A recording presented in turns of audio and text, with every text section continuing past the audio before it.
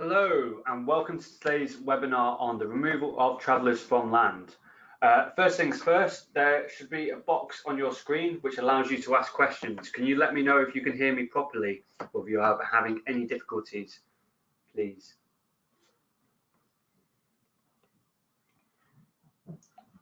Excellent, you can all hear us. So moving on. Today's webinar, we are joined kindly by two speakers from here at the Sheriff's Office, joined by Mr. David Asker. That's me. Good morning, everybody, or good afternoon, rather. And Jonas Salam. Hi, good afternoon. This webinar is worth one CPT point. That certificate will be sent out with the course notes tomorrow. We will also be asking for feedback at the end of the webinar. Again, greatly appreciated if you can do so. Little technical tour. You'll have in front of you a box that looks like so. Dial in. Well, if you dialed in, you should all be able to dial in. You should all be able to hear us. The questions box is there. Please do ask questions throughout. We will be answering the questions at the end of the webinar. So ask them throughout rather than rushing all at the end, because it means you're more likely to have your question answered. Quick disclaimer. Please treat the contents of this webinar as food for thought, but don't take any action based on its contents unless you have taken legal advice. The speakers cannot accept responsibility for any errors or inaccuracies, loss or damage unless we have given you personally specific advice relating to a matter about which you have given us full background details. You must also bear in mind that the contents of this webinar are based on English law and current guidance, and because it contains archival material, that material is bound to go out of date. So the aim of the webinar is to provide a sufficient understanding to landowners of how to remove travellers from land, either using common law or via a court order, and when instructing a High Court enforcement officer what service levels your chosen HCEO should be providing. In terms of the specifics of what we'll be covering, we'll be looking at common law, court orders, police interventions, considerations when engaging with your High Court enforcement officer, regulatory matters, the Human Rights Act, enforcements and contingencies, and then we will also be taking time for questions. The webinar will be split into two parts. There will be two learning reviews at the end of each half. We do require you to participate in answering those questions, as that is what makes you entitled to your CPD point.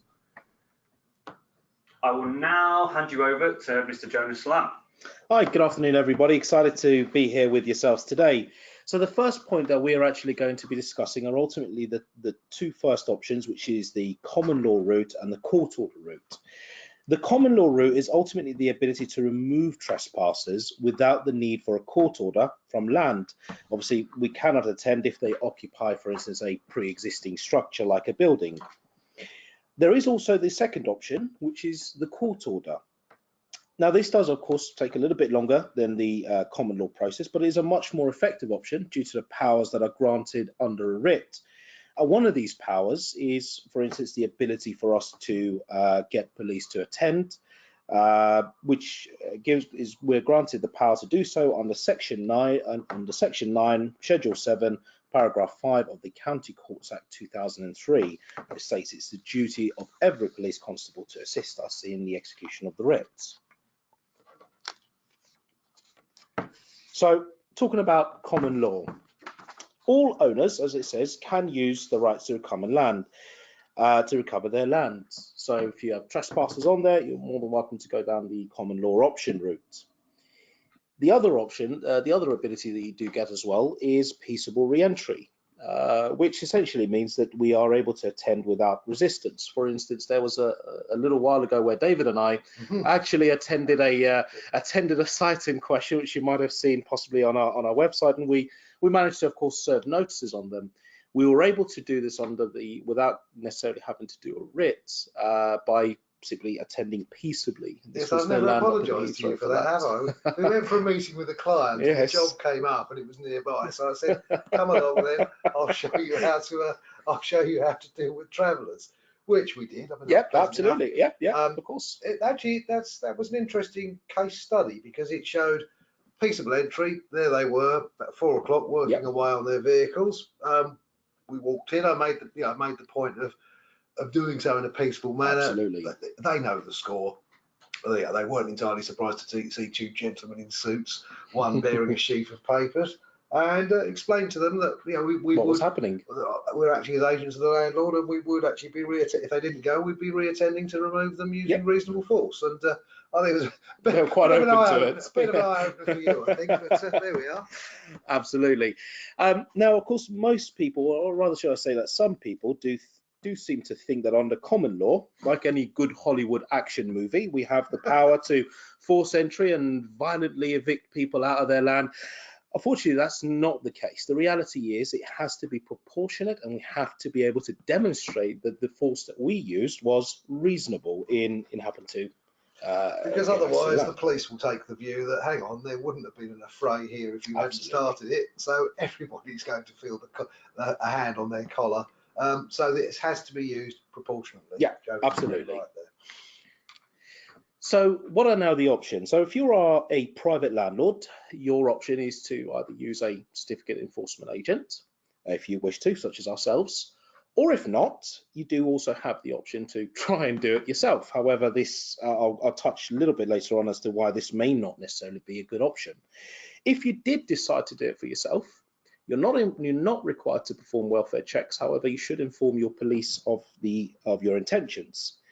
If, however, the police turns around and says that they will not get involved, this does form a major risk to the landlord, simply due to the fact that there are likely to be an increased level of aggression, and there is also a likelihood of disproportionate and unreasonable force being used, all of which is neither good for the landlord or for the people that are actually on site. So using somebody there is always the best.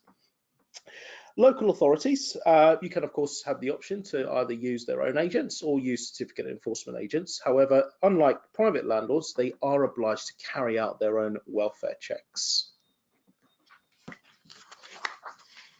So the common law, the pros of it is, of course, as we mentioned, there's no need to attend court. It can be acted on straight away, but there are several cons. So for instance, the police have historically been reluctant to attend, even when we are called out. They will only generally attend if there is a breach of the peace. The other cons as well that you may wish to consider is if, for instance, it is a large-scale traveller eviction or traveller incursion that's happened, oftentimes a court order will be required simply due to the level of risk involved and to how difficult the job can be. It also cannot be executed if they are currently occupying a building or a pre-existing structure. So pre-existing essentially means that the structure was there before they actually came on land. Yes, for those of a more bookish nature who wish to research the common law under which this is done, Halsbury's makes the point that a landowner is entitled to use reasonable force to remove persons from his land or any structures they've erected. Well, in 36 years, I have come across cases where trespassers have entered a landowner's land and have erected structures. This more often happened in the good old days in the 90s of the peace convoys. For those of a certain age, they were fairly easy to deal with. It was actually done, as you probably guessed, wherever I'm involved, it's more jaw than war. Negotiate. Eventually they remove themselves because they figure it's a lot less trouble to go and find somewhere else than have to put up with me. The point is, practically, at what point do you say, hang on, this is a little bit too much to handle by self-help, for want of a better word, I need a writ? Well, my rule of thumb, especially in recent years, take the last couple of years with your common or garden traveller incursion, especially this time of year, they're on the move, they pitch up on your land. How many of them are there? I would say if you've got any more than 6 caravans, that's 6 families, that's got a number of people to deal with. I would put an upper limit, depending on circumstances, of course, around 6, because you've got travellers of many different persuasions. Some are literally just staying overnight. Others are more staying for a season. It depends on what there is in the area to attract them business-wise, etc., etc. Depends on your locality. Absolutely. But 6 is not a bad rule of thumb. Beyond that, you need to start thinking about a more formal way of proceeding by means of a court order. There are also, of course, a few points to add on to that as well. For example, if the actual individuals in question have got any, for instance, mental health issues, or if there's been any antisocial behaviour as well, and it's these extenuating circumstances that would essentially lead us to conclude that we would require a court order. So touching on that point, a court order is of course available for all landowners to use. They can use that as part of the Part 55 Civil Procedure Rules. This is of course, you may have referred to or may have heard this as a defendant being referred to as a Part 55 trespasser, which is essentially Part 55 of the CPR rules. You do, of course, a couple of points. You will need to alert the county court the need to expedite the case so that they can, of course, get a hearing scheduled as soon as possible. Some solicitors who do, of course, know their way around the system, I think that I've generally heard that they turn around orders within, I'd say, was it a week or so? I have heard of yes. A week. It depends very much on the circumstances of each individual case. And I mean, all landowners will clearly be wanting to make a case that look, the sky is falling, life as we know it is coming to an end because they're all over my land. But on a more sensible note, there are clearly factors which will tend to support an application for an early hearing, such as, well, a typical one is the dumping of hazardous materials. One of the things one does find with travellers from practical experience is there are certain groups of them that deal with clearing people's gardens and also building waste, and some of the waste that can turn up on the site is quite hazardous. And I don't mean the old chestnuts like, oh, everything's got asbestos in it, but on a more sensible note, it's you can't just make an application saying this is really urgent because there's hazardous materials. You have to identify it, witness statement, photographs. Be careful, however, when photographing. Travellers have, in my own experience, I can't point to any book learning on this, but I could point to 36 years of experience. Travellers are very averse to having their photographs taken, so be very circumspect when doing so. But of course, you may require that when putting evidence together in support of a hearing. Absolutely. So once you've got, of course, the court order, the courts will tend to provide some paperwork for you to serve on the trespassers, which gives them then, of course, a chance for them to put up a defence, etc., and let them know what's happening. Now, this can often be combined with a High Court enforcement officer attending and carrying out a risk assessment at the same time. So these can be combined. Now, in terms of the eviction date, it is, I would probably say, or hazard a guess, that 99% of the time it will be forthwith. Evictions can usually be carried out within 3 to 5 business days, depending, of course, on how much resources are going to be required to allocate. And here I've noticed a trend recently where local authorities are concerned, where they've actually gone down the Writ route, where a request has been made, can we cover off either facilitating the welfare checks with local authority officers, or indeed being appointed by the local authority to carry out those welfare checks and report back, which does tend to sort of, if you like, basically deal with both issues at once, warning the site, doing the welfare check, and carrying out an assessment of what is actually required logistically to deal with the matter in a safe and proportionate manner. So there are ways to not so much short circuit the process, but to speed the process through by being as efficient logistically as possible. And certainly your authorised officer will be more than willing to assist in that. Absolutely, yeah. So the court orders, the pros of it is, of course, we do get the power that are granted to us under a High Court writ, which means that we can, as I previously mentioned, we can ask for the police to attend and assist us in the execution. And just as a little reminder, that part of law comes from Section 99, Schedule 7, Paragraph 5 of the County Courts Act 2003. Now, of course, the cons is ultimately 2 points. It does take longer than the common law route, and it does tend to be a little bit slightly more costly in the sense that you would have to pay the court fees, etc. So what should be required for you to instruct us? Now, you've got some travellers on land, you've contacted ourselves, for instance, and you want us to help get them evicted. So a couple of things what we are going to require is we're going to need a land registry map. This is so that our officer, when they are attending on site, can understand exactly how large the land is, and of course prepare for the relevant resources to be present there so we can ensure that it gets done effectively as possible. Yes, and importantly, noticing the boundaries of the land, particularly in open land, because the traveller community are not without their own legal representation, and it behoves us to enforce the writ You have a writ, you have a warrant been issued in the county court, a judgment, obtained in the county court. It's transferred up to the High Court for speed of response, and we need to actually identify the land, we're required to do that, and remove the travellers from the land. If they hop across the boundary and we find ourselves acting unlawfully outside the bounds of the writ, there are all sorts of rather costly consequences. So we do insist on having an accurate boundary map, generally provided from land registry entries. Yep, we interestingly also had a case probably about a year or so ago now, where there was quite a crafty traveller who seems to have access to the land registry map. And when we originally attended, they literally saw us coming through the entry point of the land, and they just picked up their belongings, took a few steps over to the other side of the map, and unfortunately there was not really a lot that can be done. But we did manage to in the end liaise with both owners to make sure that when we do evict them finally, that both lands are secure and they can't really sort of pull that off again. It's a case of getting people around the table talking. Yes, on that occasion. It was absolutely. somewhat comical to begin with, but it's generally the case that those sort of things can be handled.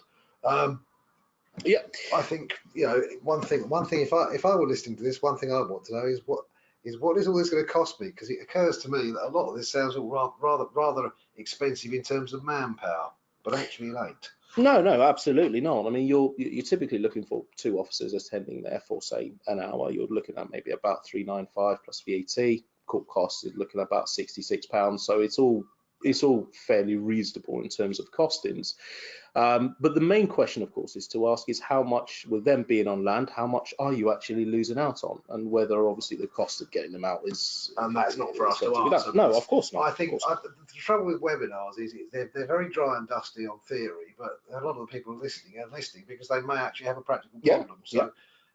As you made the point, it would be nice to get some idea of costs. And okay, whilst we can't quote for everybody, I think the figures that Joe's has put forward are pretty well ballpark for. Yeah, they're the sort of the standard type of costs. Yeah. Yes. As well, if you do have any police CAD numbers as well, do let us know about it. Often it is quite handy where the travellers have caused some antisocial behaviour. Using that reference number, it helps us to be able to liaise with the police better and sort of cut through some of the red tape, if you will. It can take 2 or 3 days for them to come back to you because a lot of their calls are filtered through their civilian office. If you've got something with a CAD reference on it, then it'll go straight to the officer who's dealing with it, who will be in touch with his events officer, and he or she will say, look, looks like we have a forthcoming eviction. Let's liaise with these chaps. Yeah, absolutely. So let's assume, of course, for now you've managed to successfully obtain your order for possession. The next step is, of course, for us to obtain the High Court writ, and there are ultimately 2 avenues you can take. You can either obtain one yourself, or you can ask the High Court Enforcement Officer to obtain one for you. The High Court Enforcement Officer, if you do opt to go down that route, essentially means that you would complete just an instruction form and they will complete the rest of the forms for you. But if you did want to obtain one yourself, you would need to either use a form N2938 if your order originated in the county court, or if it was a High Court order, you would use a form PF86A. Now, it is worth noting that some of the courts do confuse the N2938 form with the actual writ, and they will ask for a fee of £66 just to seal it. That is actually incorrect. The sealing of that N2938 form is actually free of charge. It is the writ form 66 that actually costs £66. So a handy rule of thumb, writ 66 is £66. It's nice and simple to remember that. Apart from that, so just to reconfirm, the £66 for the High Court writ. Now, this is something that you would pay the courts yourself if you opt to go for it, and if you opt to go for asking a High Court Enforcement Officer to do the paperwork for you, that is also something that they would ask for. So we don't, I don't believe that there's any High Court Enforcement Officers that actually charge extra for the administrative privilege of it. I think it's pretty standard across the industry, yes. which is fine, it should be. Excellent, thank you very much, gentlemen. So we've come to our first learning review. This is to make sure you lot are paying attention. There will be a few questions that will pop up on your screen shortly.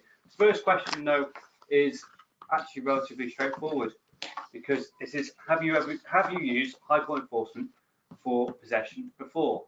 This is just so we can get an idea about actually what the makeup of you guys is, which is helpful for us.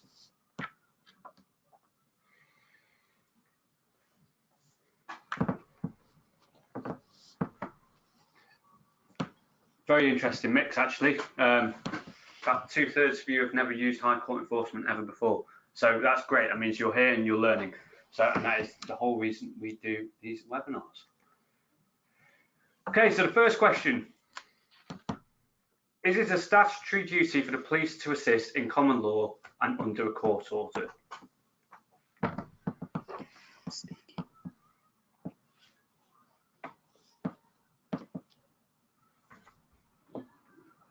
As you can see, you've got 3 options. No, only under a court order. Yes, both common law and a court order. Or no, only under a court order. Ah, it's repeated. One's going to say only under a common law order. Which makes it a lot easier for you guys, because then you split between the two. You're right. It's no, not only under a court order. My bad, apologies. Question 3. Who is required to carry out welfare checks? Is it local authorities, private landlords, everyone, or no one?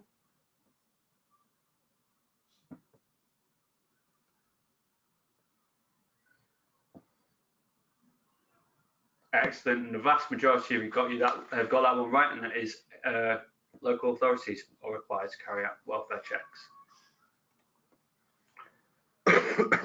And then the final question for this segment is, what is the cost of obtaining a writ?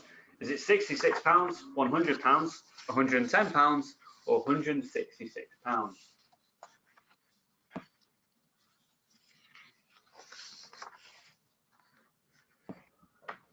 And as it was repeated probably 3 or 4 times, the vast majority of you got it correct, and it is. Cost of obtaining a writ is £66.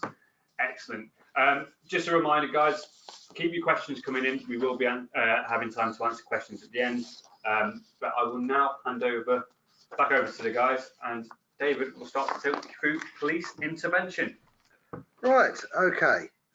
Now, those of you who experienced this sort of thing before, and those of you who haven't, are probably thinking, okay, I'm not going to do this myself. I'm going to ask my High Court enforcement officer to do it under a writ because there's too many of them, or the circumstances are such.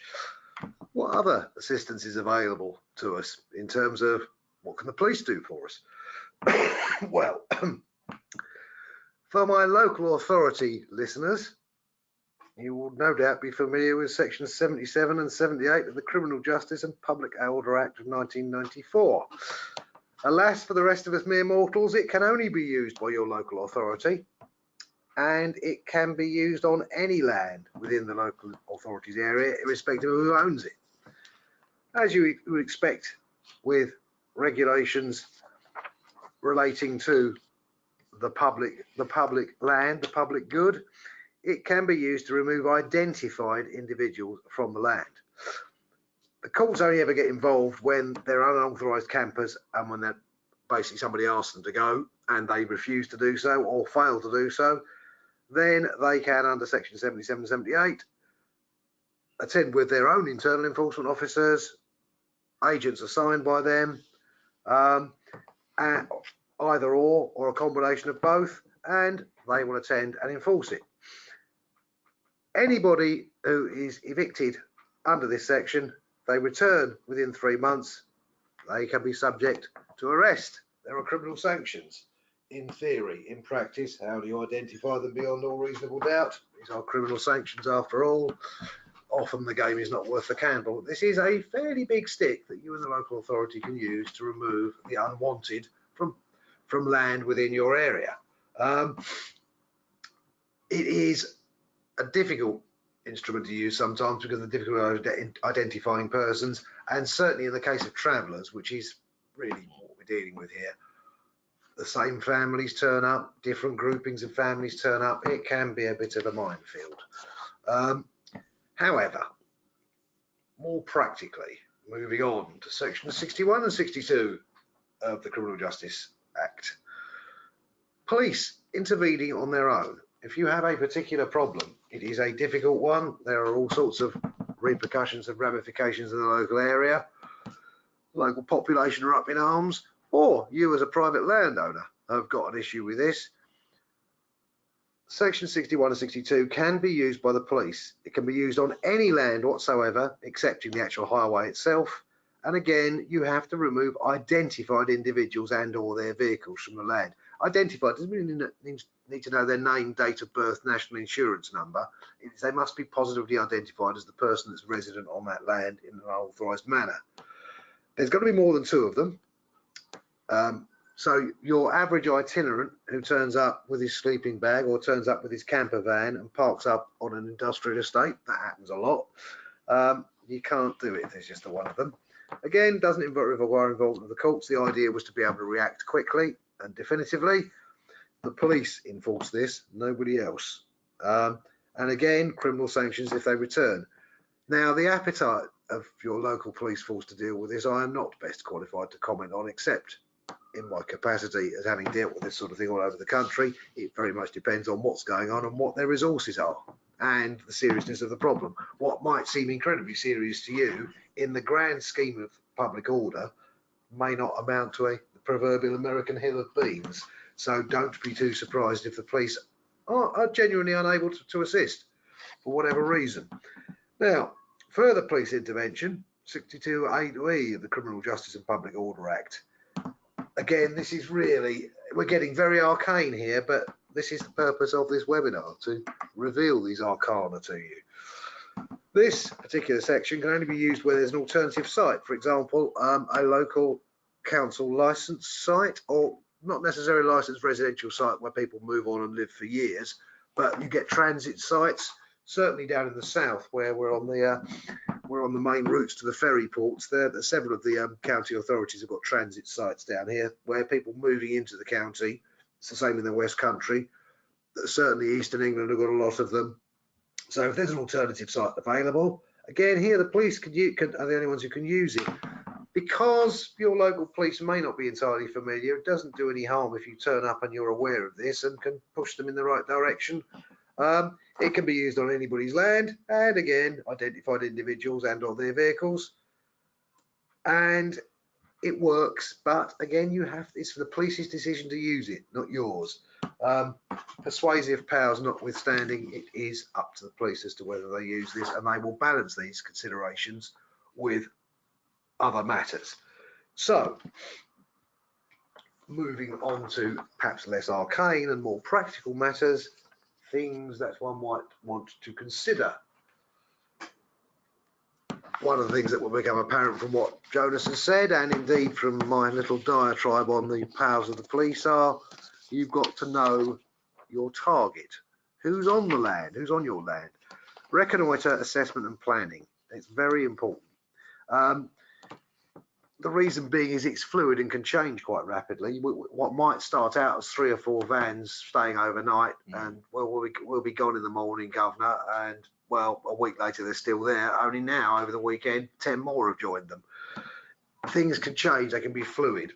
And the assessment, as you'll have heard before, I made the point that a practical limit for using Halsbury's common law enforcement, self-help as it's sometimes called, is probably six caravans and their occupants. What your chosen authorised officer will do is he or she will put together a risk assessment and method statement document. You say, oh, it smacks of health and safety.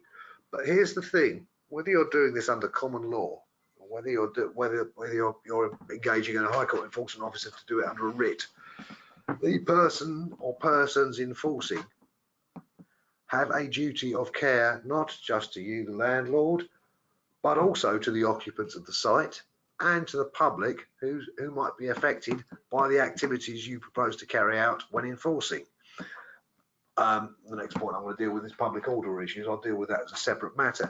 But risk assessment and method statement, what I would expect to see, and long ago I did my NEBOSH Level 3 General Certificate because I learned back in the late 80s, early 90s as an enforcement officer, those safety duties that I have to the persons I'm dealing with are taken very seriously. And if they're taken very seriously, things actually progress in a very organised and unified manner. saves an awful lot of time and an awful lot of hassle. It also stops the old chestnut. It's like, you can't do that to me, it's dangerous. No, I have considered this, etc., etc. So expect your authorised officer, when preparing to evict the site, even if there are, I mean, if there's only 6 or 7 or 10 or caravans or so, a lot of the time it can be done under a standard operating procedure. Certainly, you'd expect them to identify any hazards on the site. You're going to want to know what's left behind on the site. I have seen some amazing stuff cleared, apparently, from people's gardens, involving all sorts of very nasty hazardous chemicals. It doesn't stop you evicting. It simply means that you have to take measures to mitigate the risk. The safest method being remove the person entirely from the risk, or the risk from the person, a hazard from the person. If you can't do that, you have to take steps to mitigate it. All of these your insurers will want to know anyway, and I'll certainly do. Moving on to the more obvious thing of public order. If you turn up on a traveller site to remove people at 2 o'clock in the afternoon, do not be too surprised if all the menfolk are away at work and are not expected back until 5 or 6 o'clock, and those who are remaining are very reluctant to move, or maybe not in a position to move because the towing vehicles have gone. If you are going to do this, there's a reasonably small number of vehicles, manageable number, 10, 12 or something. You turn up early in the morning, you turn up with a tow truck. You don't say, oh yes, we can get a tow truck within an hour if we need to. They've heard that old chestnut before. My view is that you turn up with the equipment to do the job, and you make it clear, whether you're doing it under common law or whether you're doing it under a writ, they will be moving today. You would much prefer them to move under their own steam, and failing that, they will be reasonable forms will be used to remove them, including this here tow truck. Generally, the arrival of the tow truck doesn't really presage anything. Nobody pays a great deal of attention, but you can very soon realise that by having sufficient officers to attend, cover all the aspects of the site, and also you will always have 2 or 3 families that are generally in a position where they're quite slow to move. Once you get them G'd up and loading their stuff up, everybody else tends to follow suit. You don't do that by sitting in your comfortable Land Rover and watching them. You do that by being present and proactive on the site. Now, of course, you've got to be careful here, because if you push too hard, what can become a bit of friction and tension can rapidly escalate out of control, and a public order issue can result. There is no need for that most of the time.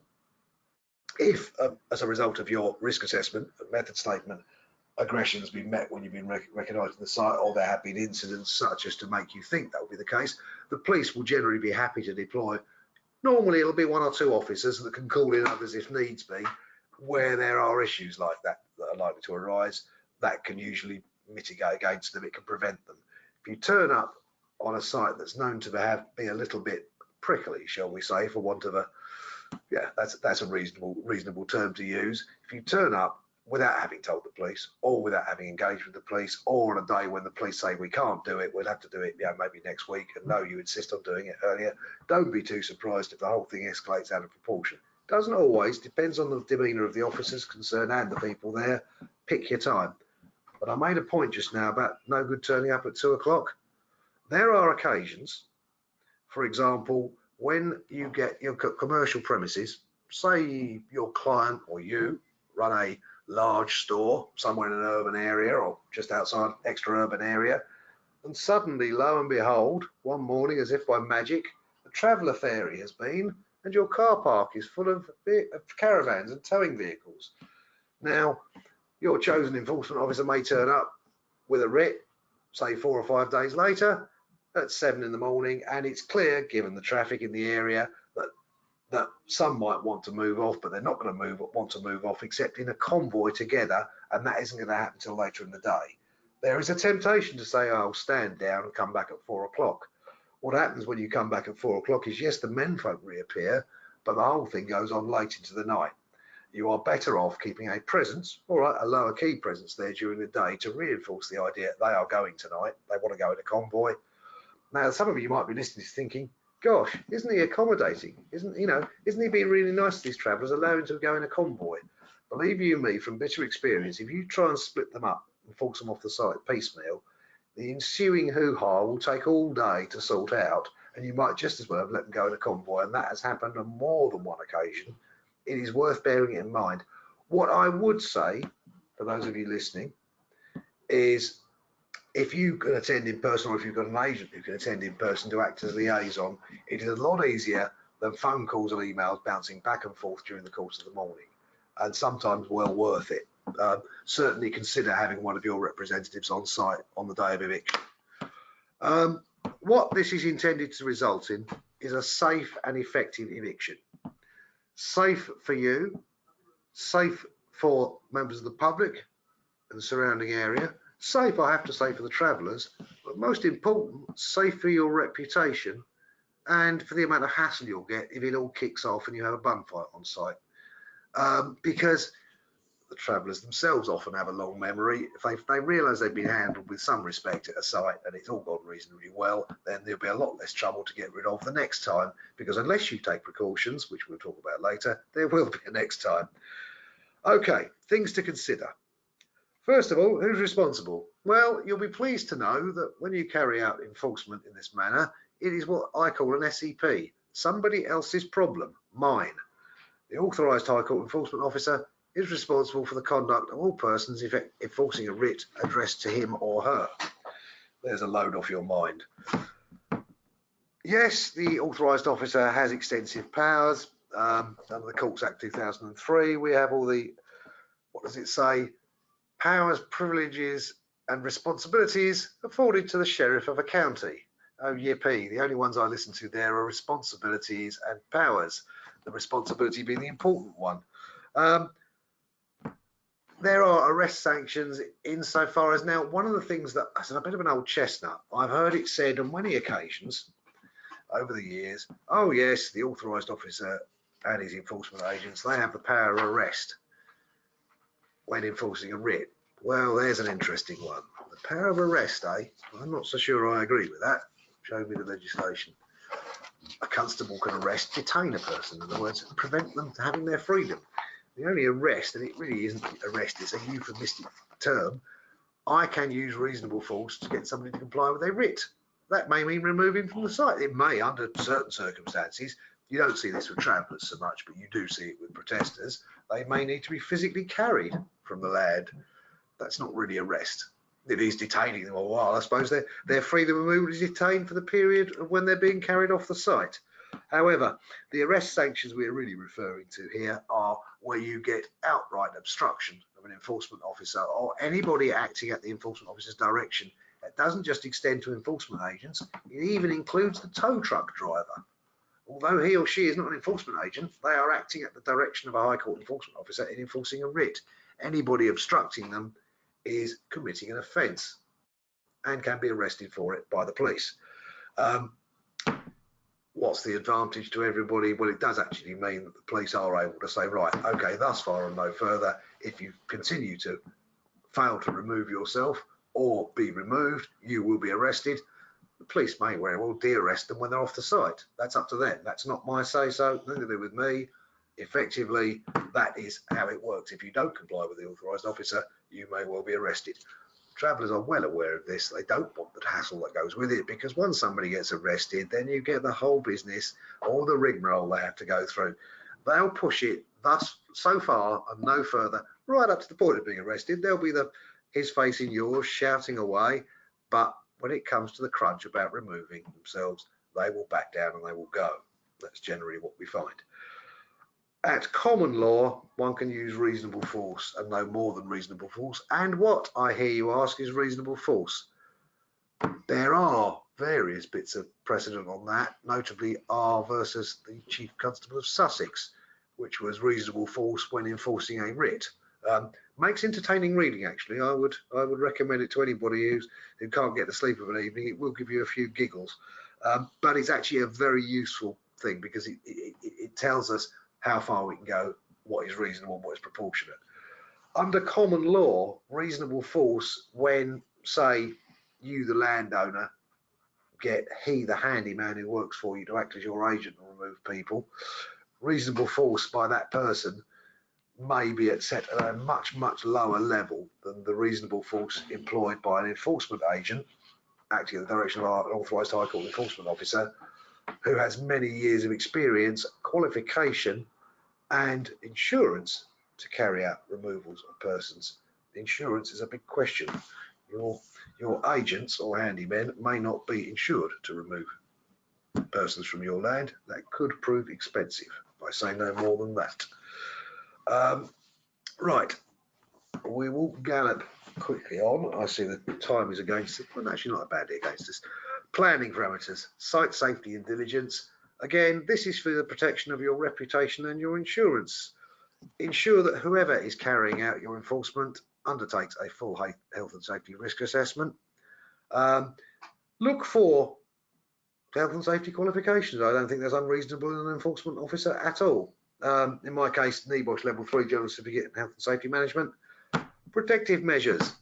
One of the great things on traveller sites, and be warned if you go on one yourself, are particularly vicious ankle-biting dogs. Wear boots with protective insoles, not just toe caps. No one's going to drop a steel girder on your foot, but you may well tread on something quite sharp and nasty that's been dumped there. Eyeglasses, simple eye protection. And don't do what I've seen people do. Don't wear tinted eyeglasses. It's like watching these Americans in Vietnam where they sit there with their sunglasses on when they're facing somebody else. And I'm wondering why they're rubbing up everyone the wrong way. I've seen people do it. Take your sunglasses off. But one of the reasons I wear glasses is being spat at is a risk on some of these sites. Yep. You really don't want Hep C or things like that. And eyeglasses are a good idea, but don't wear tinted ones because it really makes it difficult to communicate with people. Female enforcement officers. You deal with a lot of travellers and children. They can be, bless them, extremely painful in many ways, but I make it a policy to deploy female enforcement officers. One, as a matter of respect to the community. Two, simply for good practice. It works, and I find it works extremely well. Local authorities and others, interesting point here, Human Rights Act. Those of you in local authorities may well say to themselves, well, obviously, yes, the Human Rights Act applies to us because we're a statutory authority. But here's the thing, you're a private landlord, but you're enforcing through a High Court writ.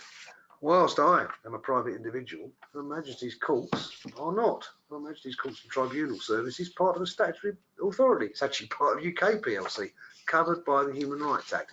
However, none of this should trip you up because the considerations under the HRA, far from being, as the media would have it, a minefield or hedge erected to make life difficult for everybody, quite the opposite. Very, very simple. Things that need to be considered. Financial interest in property. Have the trespassers any financial interest in the property? I've even heard it said with somebody dumping someone's garden waste on somebody else's land that, yes, sure, I have a financial interest in the property. That didn't wash. Trespass or damage. Yes, well, that's certainly happening. Persons are unnamed here. There's no named individuals. They won't give their names. We've got to keep the health and safety of the public paramount and the freedom of the public to go about their business paramount. All of these considerations are addressed generally in an operational plan. For a simple job, it's in the standard operating procedure. It's been covered. There can be no challenge to it, no effective challenge to it. But expect whoever carries it out for you to at least address these issues, because it's not unknown, especially where you've got a repeated traveller incursion or trespasser incursion. Not so much with travellers, though it has happened in the past, but certainly with certain forms of trespassers, quite a few law firms will do pro bono work so they represent them. Do not be too surprised if when you apply for your order, it is defended. In the case of protest matters, which is a bit beyond the scope of this webinar, one of the things I often recommend, if somebody is on a piece of land protesting about some activity that's carrying on, then sometimes the courts will expect you to provide a safe area for them to protest. It doesn't really apply to you guys for what this webinar is intended for, but these things do come up occasionally.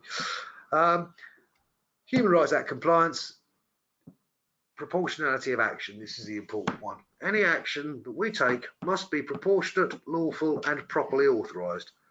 Okay, we got a writ, it's properly authorised. We are qualified and appointed to enforce that writ, it's lawful. The land to which the writ applies is properly identified, hence my admonition about land registry maps, is lawful. Are our actions to remove them proportionate.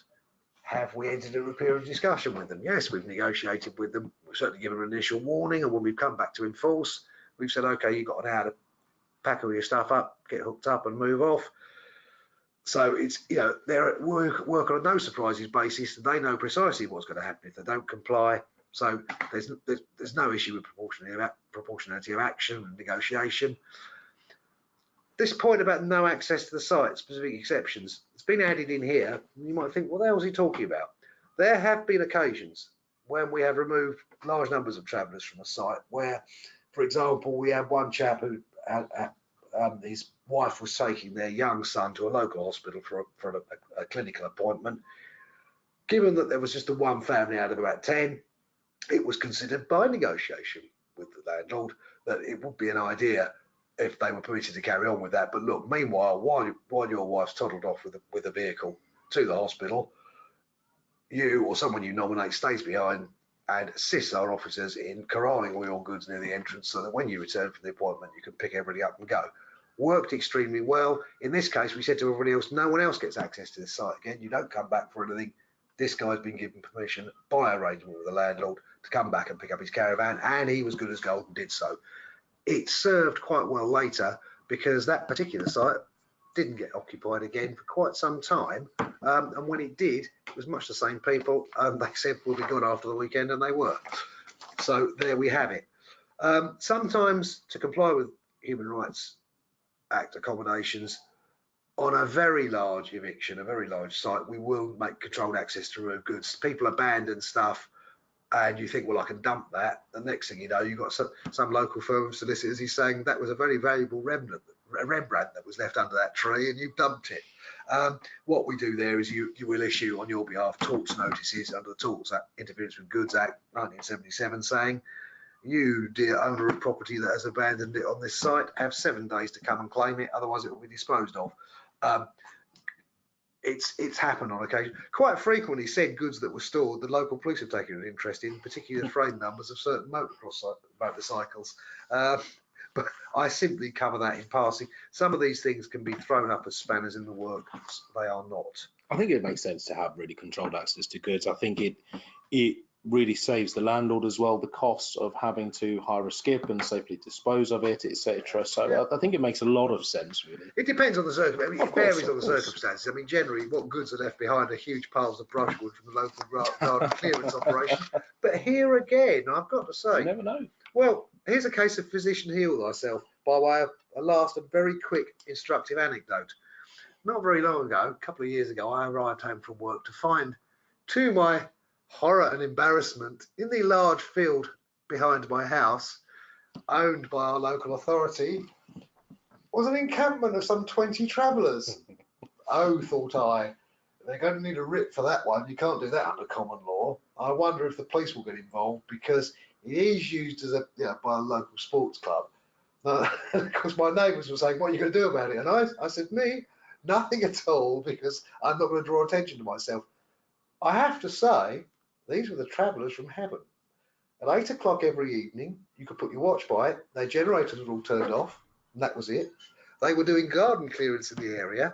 They were indeed bringing all the brushwood back to site, but they piled it up neatly, and our local authority was sensible enough to put out bins and portaloos, which were used and left in an excellent condition. And when they left the week following, all that was left was several large piles of brushwood, all clear of the sports field. The portaloos, some of which were overflowing, however, I got to say, one obviously gets a better class of traveller in the southwest, but that was quite surprising. And the moral of that story was that the local authority, who are fairly cash-strapped, had taken, I think, a fairly wise decision on the part of their local traveller liaison guy to leave things be as it was they were there for a period of 5 days, I think it was.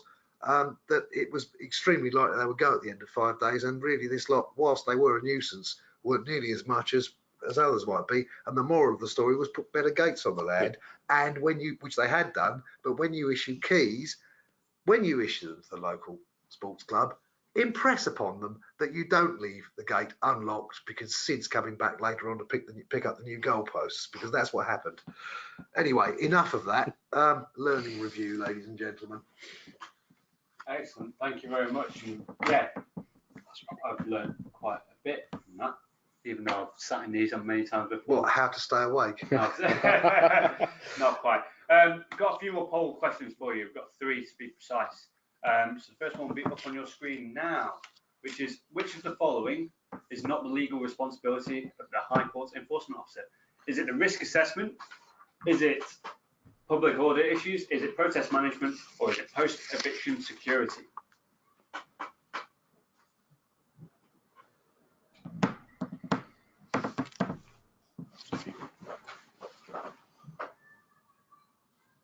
Excellent. Vast majority you got it correct. Post-eviction security is not strictly the legal responsibility of the High Court enforcement officer, but quite often they will help with that situation. We'll get security firms in or whatnot in order to prevent people from regaining access to the site. Next question. To be HRA compliant, a HCO's actions must be what? Excessive, costly, proportionate, or direct? I have the leading question, or what? I think it's an excellent question. Oh, costly, yes. In fact, I think this might be the first 100% we've ever had. Oh no, almost. We're on 99. Who's the clown who put in costly? I don't know. I only see the number. 99% were correct. It is proportionate. And then the final poll for today will be: the belongings of the evictees must be what? Placed under a controlled goods agreement, held in storage for 14 days, returned to their owners, or disposed of in case of contamination. It's a tough one. Good thing I mentioned the Torts Act, wasn't it?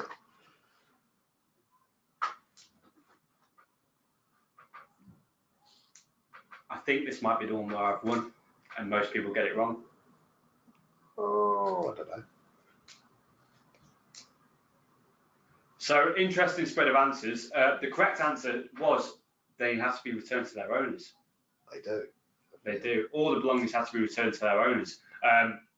Yeah. If they're not claimed, they can be disposed of, but you can only do that under the Torts Act. Indeed. 37% of people said they should be placed under a controlled goods agreement. No, but I have on occasion actually dealt with combined writs of possession and control, where the landlord was seeking to recover the costs of the removal from the travellers themselves. And I was expected to take control of their goods and evict them at the same time, which was going to be interesting. I've never, look, in 36 years, I've never known one succeed, ever.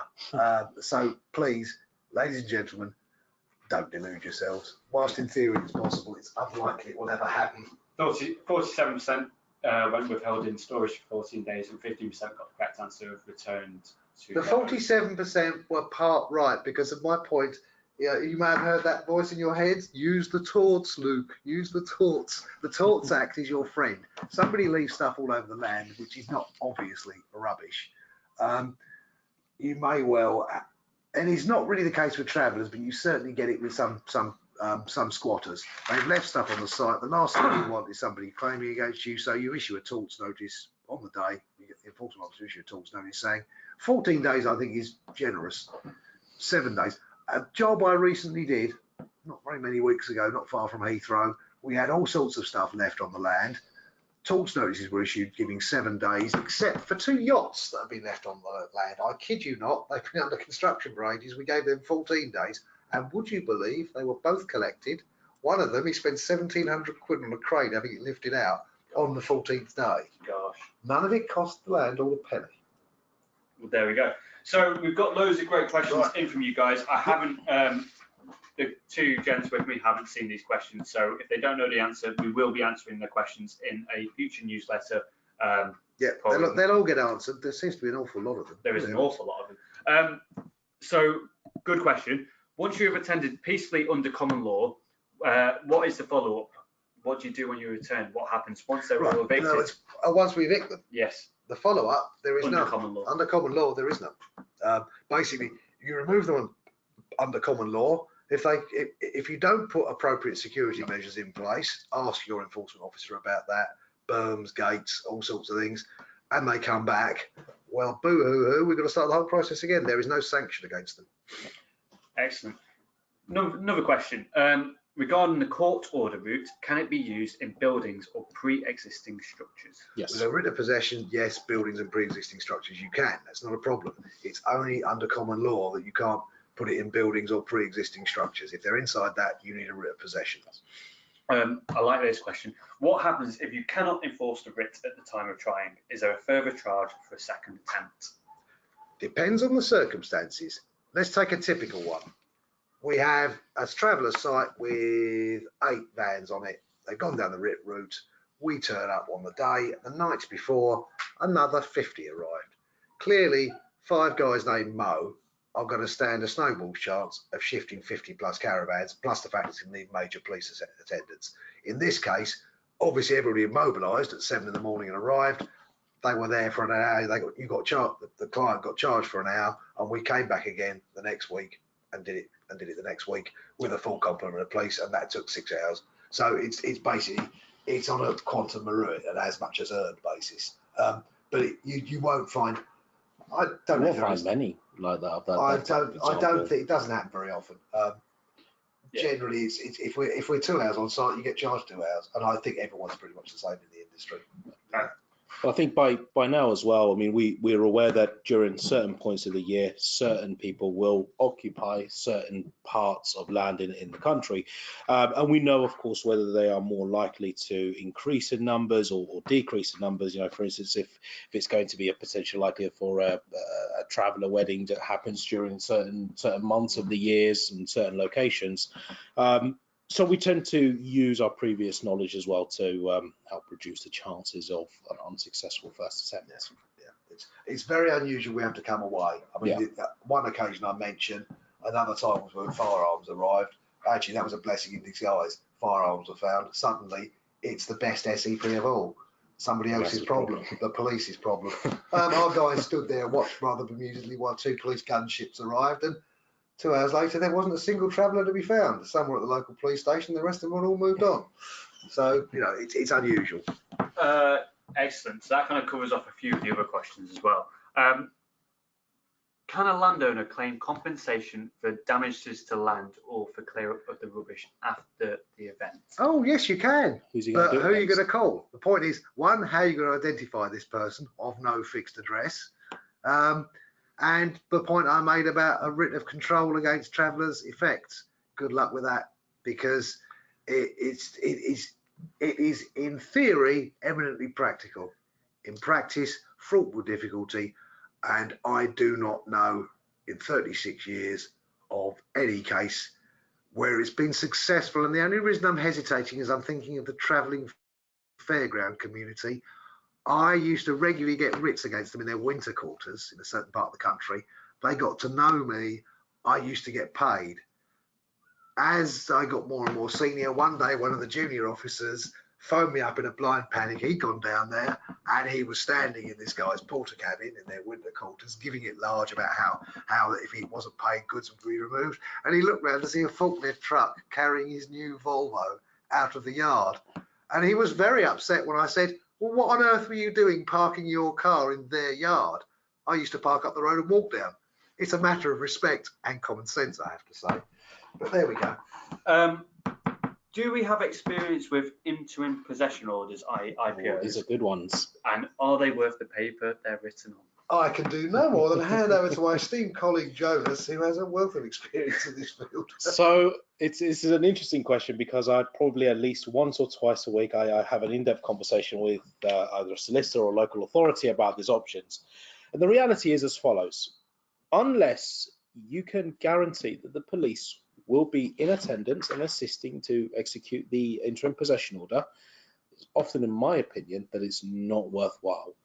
As High Court enforcement officers, we are only able to attend when there is a final possession order in place. So whilst IPOs are great, unless police have given you a copper bottom guarantee that they will be attending, that they'll be executing it and they'll be getting rid of them, I would honestly consider perhaps going down, obtaining a final possession order right from the outset. Only time I've known it, because with my own experience, was a few years ago. Do you remember Trafalgar Square? I do indeed, yes, yeah.